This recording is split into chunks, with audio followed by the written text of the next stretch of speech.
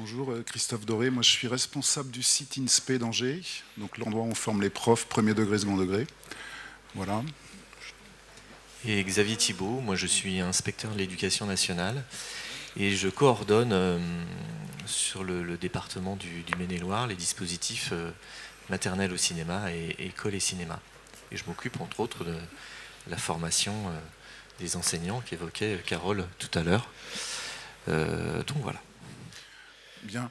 Donc l'idée, c'est peut-être de vous présenter d'abord des éléments factuels, de ne pas oublier de dire merci quand même aussi pour commencer. C'est un peu, dans un colloque, c'est un peu obligatoire.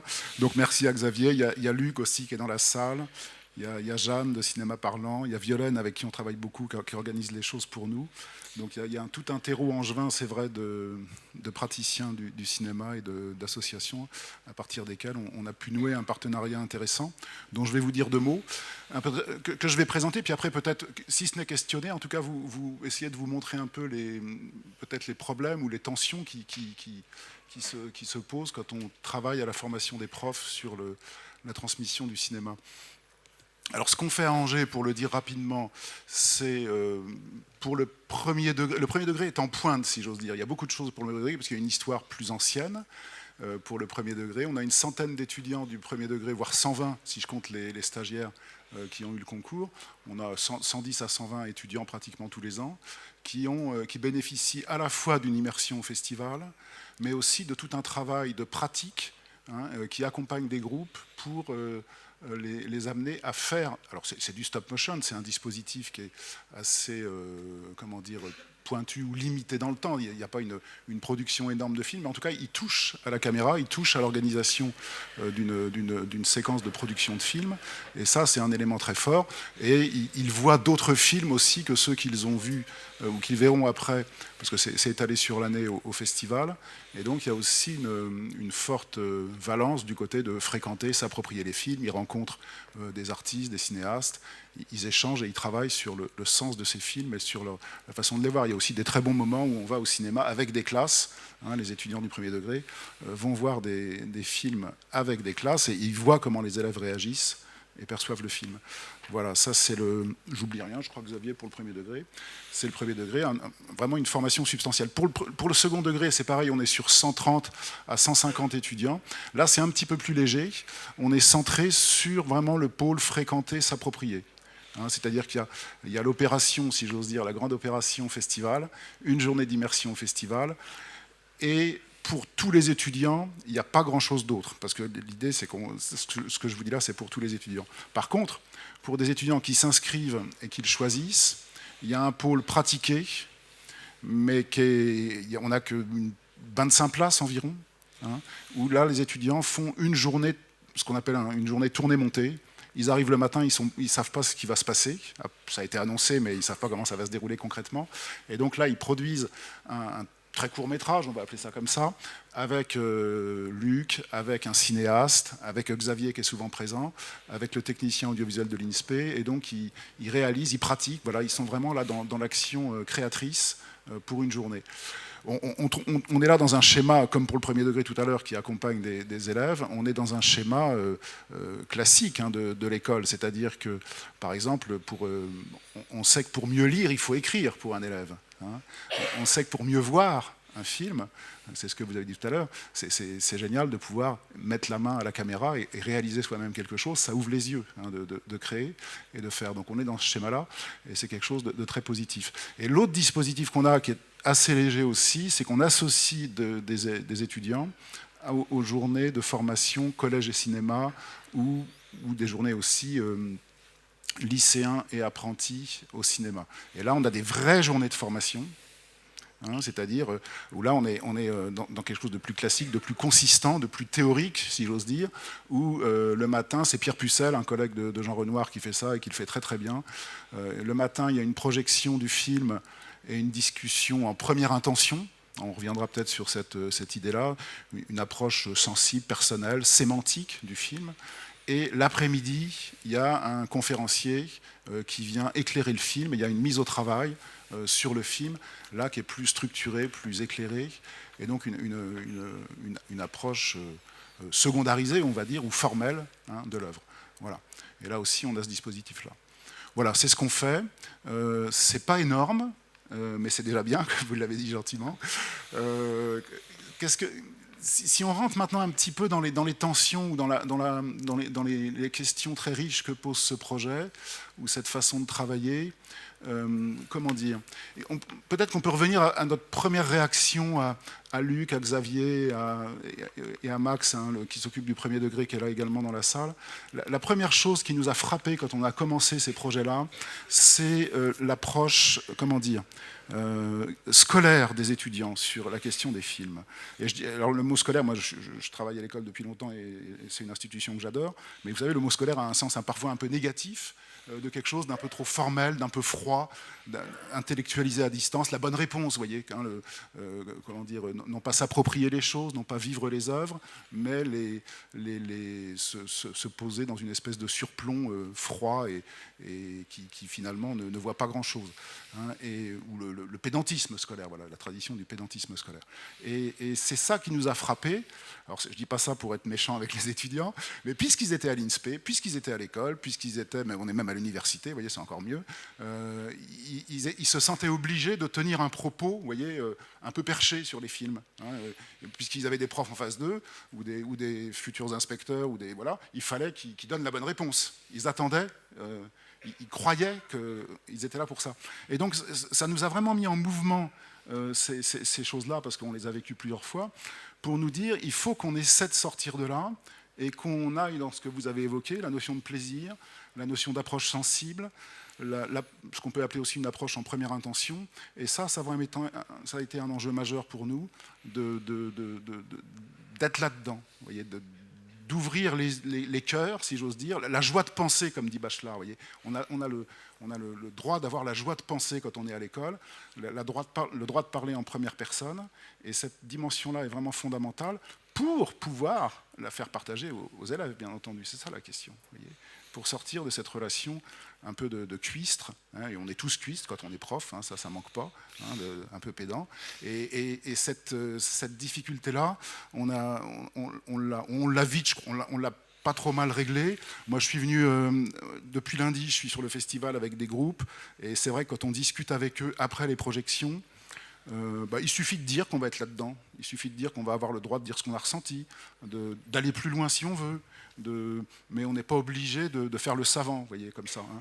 Et c'est vrai que depuis lundi, chaque discussion qu'on a, moi je les ai trouvées très riches, aussi bien lundi, après La vie des autres le matin et Baby Blue l'après-midi, on a vraiment eu des moments où, me semblait-il, les cœurs parlaient, mais aussi les intelligences. Hein. Le cinéma, c'est quand même ça, c'est comme la littérature, c'est l'articulation du sensible et de la rationalité. Et j'ai vu des étudiants, c'était vraiment... Et même les courts dialogues qu'on a eus ou les courtes rencontres, ça m'a fait avancer. C'est-à-dire, ils voyaient des choses que je n'avais pas vues. Hein, c'est un peu ce que vous avez dit tout à l'heure. Et donc, cette richesse-là, il ne faut pas la perdre, il faut vraiment s'autoriser à ça, et c'est ce qu'on essaie de construire. La deuxième chose, parce que le temps tourne, il faut que j'aille vite, la deuxième chose, c'est, puis je te laisse la parole, et puis peut-être qu'on s'arrêtera là, la deuxième chose, c'est la problématique de la formation des profs.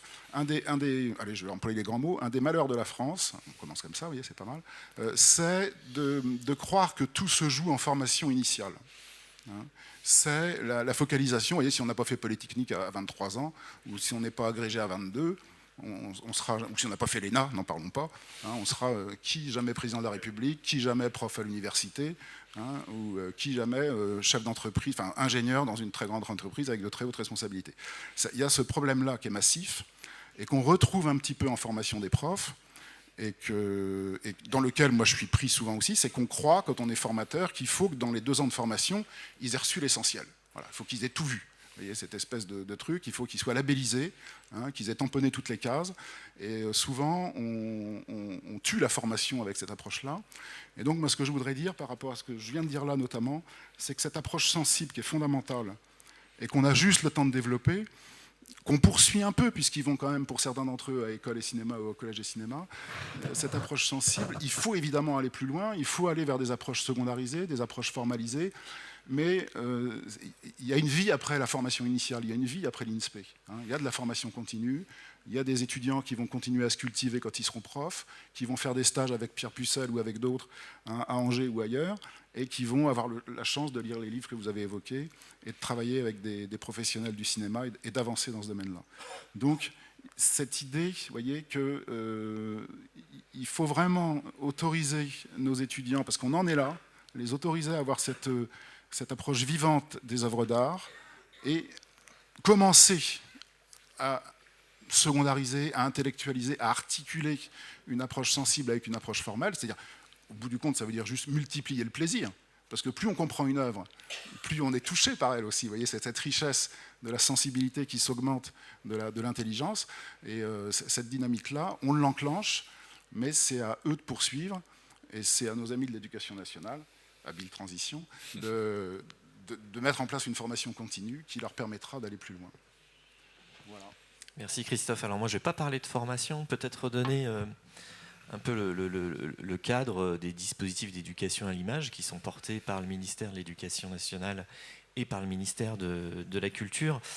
Voilà, donc déjà un petit mot, Madame l'inspectrice d'académie salue vraiment la grande qualité des dispositifs tels qu'ils sont déclinés sur le département du Maine-et-Loire. Elle a pris ses fonctions récemment et donc elle découvre un petit peu tout ça. Juste pour vous dire que les dispositifs d'éducation à l'image, c'est 30 000 élèves sur le Maine-et-Loire. On est à peu près à 1,5 million sur le territoire national. C'est un grand nombre de salles, c'est une trentaine de salles. Je me permets de saluer, alors il y a des représentants dans la salle de l'association Cinéma Parlant qui assure la coordination des différents dispositifs sur le département. Et donc, comme je disais, c'est 30 000 élèves qui découvrent des films avec leurs enseignants dans le cadre scolaire, et donc découverte qui s'inscrit également dans le parcours d'éducation artistique et culturelle des élèves, voilà, avec ces trois piliers qu'on connaît tous, qui sont fréquenter, pratiquer et connaître, s'approprier. Alors ces dispositifs ont un cahier des charges national qui a été initié par les enfants de cinéma lors de sa création et qui est toujours porté aujourd'hui par l'archipel des Lucioles. Je reprends les grands thèmes de ce cahier des charges. Il me semblait important de les citer ici. Donc c'est éveiller la sensibilité et la curiosité à travers des œuvres cinématographiques contemporaines et de patrimoine. Carole en a parlé tout à l'heure. Découvrir un lieu culturel de son territoire, la salle de cinéma. Expérimenter la dimension collective de la découverte d'un film en salle de cinéma. Concourir aux apprentissages et au développement des élèves. Développer l'esprit critique. Comprendre, analyser, contextualiser les images rencontrées. Alors concrètement, je vais surtout parler d'école et cinéma parce que c'est un petit peu mon champ d'action. Les élèves découvrent 3 œuvres cinématographiques. Quand on parle découvre, c'est une découverte active du cinéma comme art et pas comme support pour faire de la conjugaison ou de la grammaire. On en a parlé longuement on en parle toujours longuement avec Carole. L'idée, c'est que les élèves aillent avec leurs enseignants pour découvrir une œuvre et pas forcément pour l'essorer après parce qu'on est prof d'histoire géo ou parce qu'on veut absolument faire une rédaction dessus. Ça me semblait important de respécifier ça. Et puis, on est aussi... Alors moi, j'ai emmené des capsules vidéo que je souhaitais vous montrer aujourd'hui. Mais voilà, ces dispositifs permettent aussi de faire découvrir aux élèves et aux enseignants, par ricochet, des œuvres résistantes et en salle de cinéma. Alors je voulais faire un petit point sur cette notion-là, la salle de cinéma, extrêmement importante. C'est le lieu des émotions partagées, c'est un lieu social, c'est le lieu d'une pratique culturelle.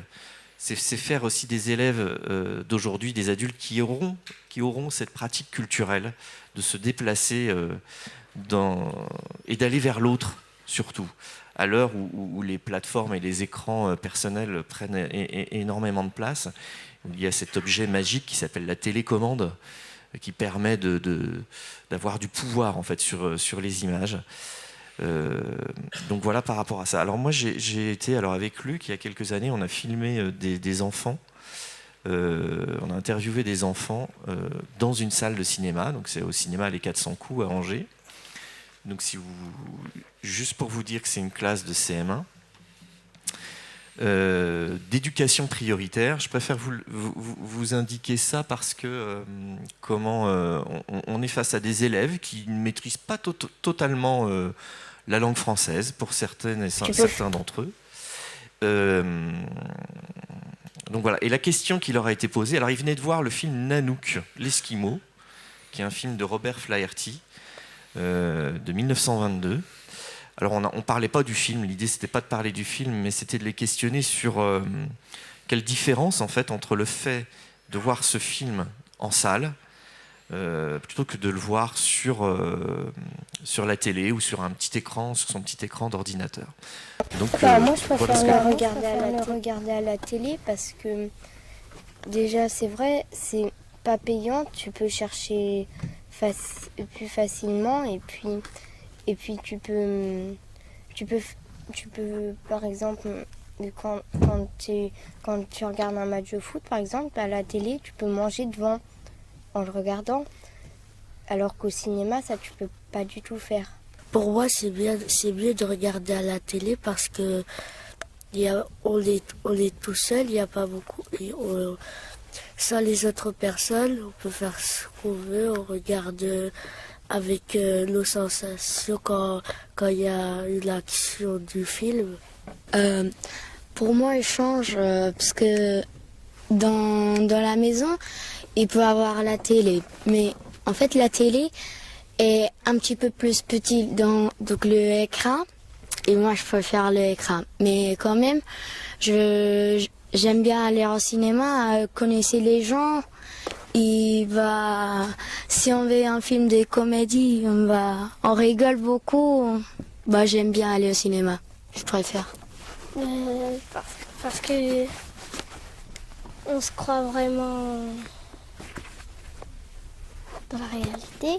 À la maison, quand on regarde à la télé, à la maison, des fois il y a des pubs et quand on regarde au cinéma, il n'y a pas de pub. Moi, ça me change parce que sur un grand écran, tu vois les détails, tu vois plus grand et du coup, tu peux voir s'il y a plus de détails. Moi, je trouve que quand on est devant un grand écran, ça change parce que on s'y croit vraiment. Je trouve que ça n'a pas le même son. On est avec nos amis et moi j'aime mieux aller au cinéma parce qu'on fait une sortie tous ensemble et moi je préfère aller au cinéma. On le voit, c'est comme si on était dans le film, quand on vivait les mêmes sensations que les personnages, ou si ça nous dégoûte un peu, si on aime, si c'est rigolo. On a les mêmes sensations que les personnages. Moi, je pense que c'est aussi un petit peu parce que l'écran il est géant et c'est comme si la vie, elle était devant nous. Le film, il était devant nous. Qu'on entre dans le paysage. Quand on est à la maison et par exemple on est dans un appartement, on baisse un peu le son, c'est pas très fort. Alors que quand on est dans un cinéma, le son il est un peu fort. Et dans le salle de cinéma, on peut le mettre à fond, mais à la maison, on ne peut pas le mettre à fond, ça dérange les voisins et les voisines. Ça change quelque chose quand on vient avec la classe, on a nos amis avec nous, alors que quand on vient tout seul, on n'a pas nos amis. Ouais, ça change parce que moi je viens pas très souvent avec ma famille, en gros, vu que je viens avec le maître, ça change quelque chose. Que maintenant, on est plusieurs, alors qu'avant, on n'était que deux. Il n'y avait que moi et mon père qui venaient au cinéma. Oui, je trouve que ça change quelque chose. Par exemple, si au cinéma, on voit un film humoristique, tu peux rigoler soit avec tes parents ou tes amis ou ta famille. Si c'est un film qui fait peur, soit on peut avoir peur ensemble ou être le seul à être peureux. Ou par exemple quand le film va être fini, quand on va partir, on peut reparler du film, rigoler des moments, soit on a déjà rigolé ou des choses comme ça. Que tu peux partager à la fin du film, tu peux partager les émotions que... Par exemple, on n'a pas forcément les mêmes émotions. C'est un extrait d'un grand interview, merci pour eux. Je trouvais ça intéressant de partager ces paroles d'enfants dans le cadre de ce colloque, parce qu'elles sont criantes de vérité. Et puis, dernière chose que je souhaitais partager également, cette notion d'œuvre résistante, d'œuvre qui gratte, d'œuvre qui dérange. Alors ça peut être à différents degrés, on n'est pas forcément sur... on a eu voilà, des soucis avec Tomboy, par exemple, sur le département, une époque, avec le film Watchda également. Voilà, mais ça peut être tout simplement sur des films où les enfants vont avoir peur, au cinéma, des élèves de maternelle, par exemple. Alors l'idée surtout des dispositifs et qu'on essaye de porter auprès des enseignants dans les formations, c'est que en fait les enfants vont aller voir ce film. Alors ils le disent bien, ils vont pas aller le voir tout seuls, ils le disent et surtout on va pouvoir en parler après. Et aller voir un film avec l'école, c'est aussi permettre aux enfants, enfin c'est créer un espace de c'est créer un espace de discussion. Alors nous on essaye de se battre contre l'autocensure des enseignants qui voilà, rejettent un certain nombre de films parce qu'ils ont peur. Mais pour rejoindre ce que disait Carole, c'est voilà, faisons confiance aux élèves, faisons confiance aux enfants et à leur perception. Et donc l'idée des formations, c'est aussi de dépasser cette auto-censure. Voilà, formation qui avait été posée d'emblée comme une des conditions des dispositifs d'éducation à l'image, collège au cinéma, école et cinéma. Alors peut-être pour finir, j'ai une deuxième capsule vidéo, c'est j'ai été interviewé il y a 2 jours, c'est tout frais. Vous excuserez, j'ai fait ça avec mon téléphone portable. 2 enseignantes, 2 jeunes enseignantes qui sont en poste aujourd'hui, 2 jeunes professeurs des écoles qui sont passés par Premier Plan, qui sont passés par l'INSPE, qui ont croisé Christophe, Max, qui ont fait les ateliers mis en place aussi avec Violaine et Véronique Chara, les ateliers Petit Plan, et qui sont aujourd'hui, voilà, qui sont en classe aujourd'hui, qui ont leur classe. Et voilà, je trouvais intéressant de leur laisser la parole. Elles sont en classe ce matin, elles ne pouvaient pas être là. Et ça me semble important que les jeunes enseignantes s'expriment aujourd'hui. Donc voilà, merci. Je m'appelle Marie et je suis professeure des écoles depuis 2021. Je m'appelle Romane et je suis professeure des écoles depuis 2021 aussi. Alors, emmener les élèves au cinéma, ça permet de sortir du contexte scolaire, de voir un film à l'école, c'est différent. De les emmener dans une grande salle avec un grand écran, le lieu est déjà impressionnant et il n'amène pas les élèves à se positionner de la même façon face au film, je pense. Ça leur permet également de développer une expérience culturelle qui va être plus enrichissante. Ils vont aller voir par exemple des films avec des thématiques qu'ils ne verraient pas forcément par exemple en famille. Et il y a d'ailleurs des élèves qui n'ont pas l'habitude d'avoir cette expérience du cinéma. Et je rejoins Romane aussi sur le fait que ça permet de créer une cohésion de groupe. Et on va travailler aussi beaucoup sur le rôle du spectateur et aussi sur le lieu lui-même, comment on doit se comporter au cinéma, etc.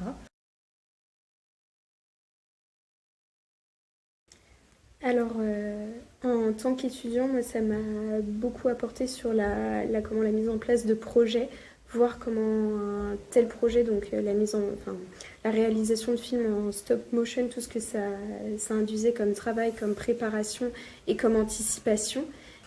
En tant qu'étudiante, moi j'avais trouvé aussi que c'était un moyen de transmettre un savoir-faire, quelque chose qu'on avait appris au final pas longtemps avant, que ça permettait aussi de développer un peu notre expérience professionnelle. J'ai beaucoup aimé le fait que c'était vraiment des enfants qu'on avait pour une vingtaine ou une trentaine de minutes. Donc c'est vrai qu'il fallait s'adapter à eux rapidement, mais en même temps apprendre à les connaître pour créer un lien avec eux. On se rend compte aussi que c'est possible et que ça peut être, je pense, des projets qui font peur parce qu'il y a énormément d'investissement, beaucoup de travail, mais on se rend compte que c'est faisable et que c'est pas impossible, quoi.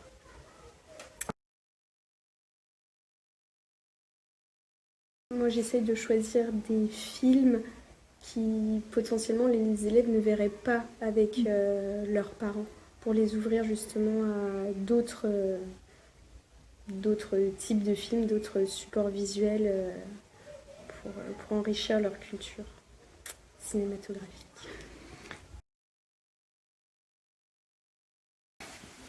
Il y avait un film qui m'avait marqué, mais je ne l'ai pas vu. C'était le film avec la famille. C'était où ? Je ne sais plus le pays.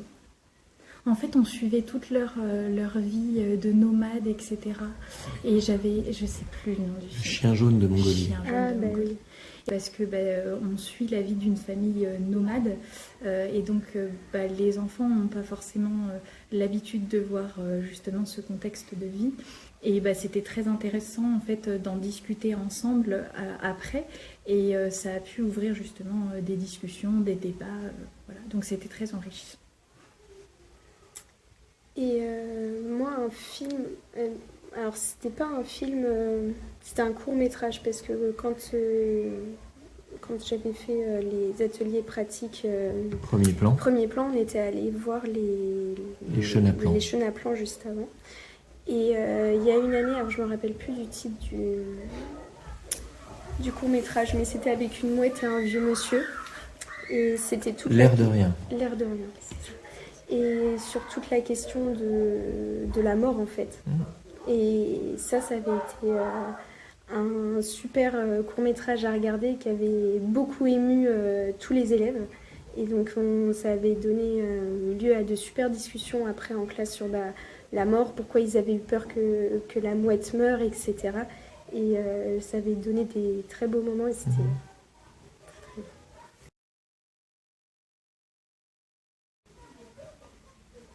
Pour moi, un film résistance, ce serait un film qui questionne les normes de la société et qui viennent un petit peu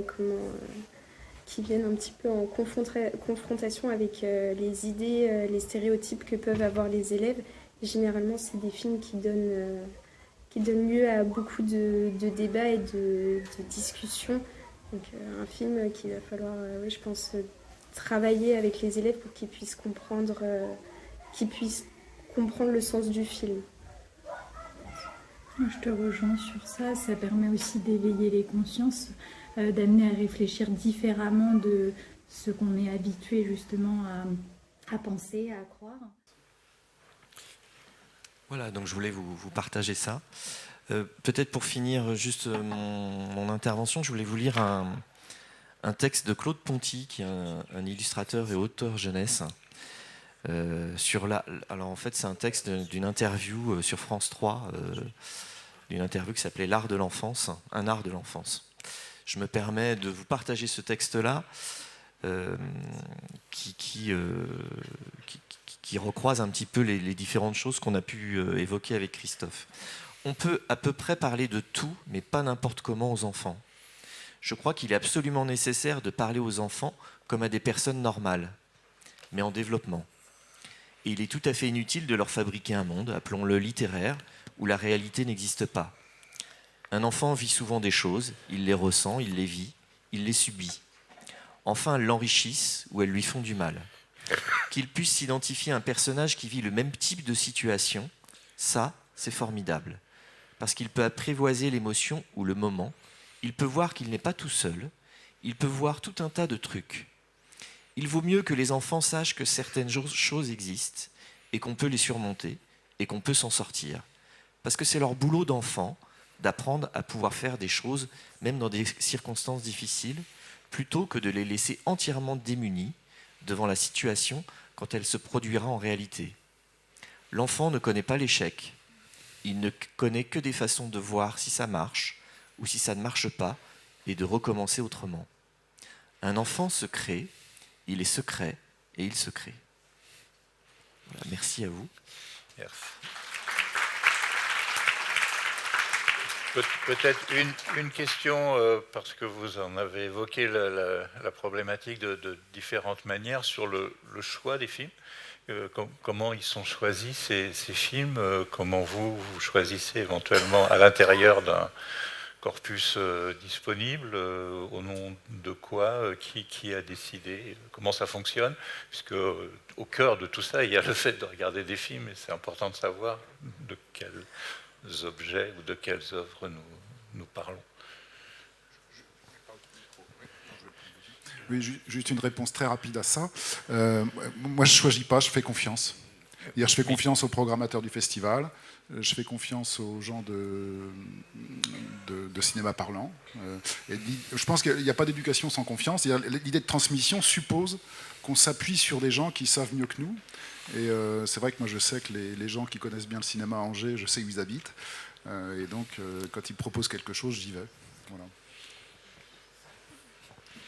Juste en termes de processus, alors moi je vais parler plutôt des dispositifs, pas de premier plan, des dispositifs école et cinéma, maternelle et cinéma ou collège, lycéen. Il y a un catalogue national qui a été construit donc, avec des coordinateurs éducation nationale, avec des coordinateurs de salles, voilà, avec le CNC, avec des psychologues, avec des auteurs de littérature jeunesse également. Donc on pioche dans ce catalogue pour proposer une programmation départementale annuelle. Voilà, alors quand je dis on, c'est cinéma parlant, c'est la coordination nationale, pas nationale, mais éducation nationale du Maine-et-Loire, et puis surtout des enseignants, on leur laisse la parole, donc on voit des films, on visionne des films, alors pas forcément ensemble, parce qu'on n'a pas le cinéma sous la main, mais bon, on en parle, on en débat, et l'idée c'est d'arriver à un consensus pour proposer aux enseignants du département une programmation qui se tient et qui a un intérêt pour les élèves. Voilà. Vous avez en tête quelques titres là, de ce qui est... Oui, alors cette année, on a proposé un très beau programme de court-métrage dont le court-métrage phare s'intitule Maman pleut des cordes, qui est un film qui traite en arrière-plan la dépression du parent, mais vue par l'enfant. Donc c'est extrêmement poétique, c'est très positif.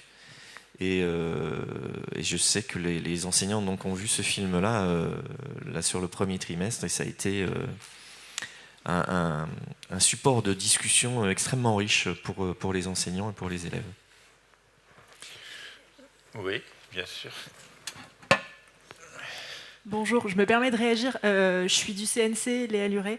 Je suis la chef du service des publics, j'interviendrai tout à l'heure, mais comme on parle du choix des films, le CNC héberge justement des comités de sélection des films, un comité par niveau de classe, donc un comité maternelle, école, collège et lycée, et donc il y a, vous l'avez rappelé, des professionnels à la fois de l'éducation, de la culture, des représentants des institutions, des représentants des coordinations, et donc à partir de là un catalogue national qui comporte 200 films est construit et se renouvelle chaque année. Il y a une dizaine de titres pour chaque dispositif qui justement rejoint le catalogue national et lui permet de le renouveler aussi, soit avec des films de patrimoine dont on jugerait que ce serait intéressant de les intégrer, soit justement avec des films plus récents.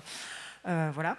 Et je dis aussi ça parce que c'est très important. On parlait tout à l'heure de l'autocensure des enseignants, le fait d'avoir un cadre national avec des partenaires qui sont autour de la table, qui débattent ensemble et qui justement déterminent si le film est adapté à la tranche d'âge et adapté à la réalité d'un partage ensuite en classe, etc. Ça permet d'asseoir un cadre qui ensuite peut être défendu auprès des enseignants qui seraient réticents en disant non, on a échangé entre nous, on peut vous assurer qu'un échange est possible. Tout ça également étant complété par des documents pédagogiques qui permettent de déterminer des pistes pédagogiques qui peuvent être tirées ensuite en classe. Voilà. Merci Léa.